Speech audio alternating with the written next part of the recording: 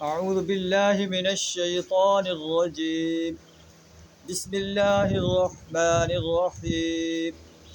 ومن أظلم ممن ذكر بآيات ربه فأعرض عنها ونسي ما قدمت يداه إنا جعلنا على قلوبهم أكنة أن يفقهوه وفي آذانهم وقرا وَإِن تَدْعُهُمْ إِلَى الْهُدَى فَلَن يَهْتَدُوا إِذًا أَبَدًا. صدق اللہ العظیم. سورہ الکاف آیت نمبر 57 آپ کے سامنے تلاوت کی. اس کا ترجمہ کچھ اس طرح ہے: وَمَنْ أَظْلَمُ مِمَّنْ ذُكِّرَ بِآيَاتِ رَبِّهِ. اس شخص سے بڑا ظالم اور کون ہوگا جس کے سامنے اللہ کی آیات کا ذکر کیا جائے، اللہ کی آیات اس کے سامنے پڑھی جائیں. اعرض عنها، اور اللہ کی آیات سے اعراض کر لے، اللہ کے آرڈر سے اعراض کر لے، اللہ کی دی ہوئی نصائح سے اعراض کر لے.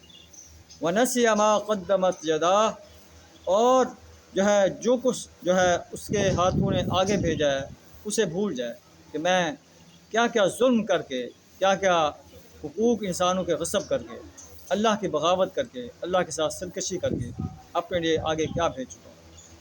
انا جعلنا علی قلوبہم اکنۃ، ہم نے ایسے انسانوں کے دلوں پر وہ غلاف چڑھا دیے ہیں، ان یفقہوا، کہ انہیں کوئی قرآن کی بات سمجھ نہیں آتی، اس لیے کہ وہ قرآن کی دعوت کو جھٹلا چکے ہیں، قرآن کی دعوت کے مقابلے میں سرکش بن چکے ہیں، شیطان کے پیرو بن چکے ہیں.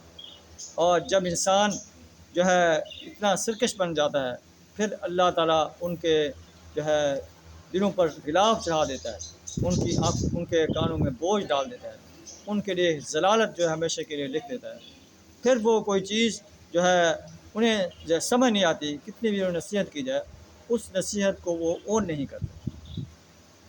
انا جعلنا علی قلوبہم اکنۃ ان یفقہوہ، ہم نے ان کے دلوں پر غلاف چڑھا دیے ہیں جو انہیں قرآن کی بات سمجھنے نہیں دیتے.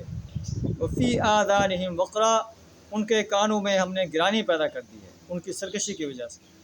وَإِن تَدْعُهُمْ إِلَى الْهُدَىٰ، آپ اگر انہیں ہدایت کی طرف کتنا ہی بلاؤ، فَلَن يَهْتَدُوا إِذًا أَبَدًا، وہ اس حالت میں کبھی ہدایت نہیں پائیں گے. انہوں نے شروع میں ہدایت کو ماننے سے انکار کر دیا تھا اور ہدایت کے مقابلے میں باطل نظام کو سپورٹ کرنے کے لیے کھڑے ہو گئے، باطل نظریات کو سپورٹ کرنے کے لیے کھڑے ہو گئے، گمراہی کو انہیں پسند کر لیا. شیطان کا پیرو بننے میں انہوں نے اپنی عافیت محسوس کی. اللہ نے ان کے دلوں پر غلاف چڑھا دیے، ان کے کانوں میں گرانی پیدا کر دی.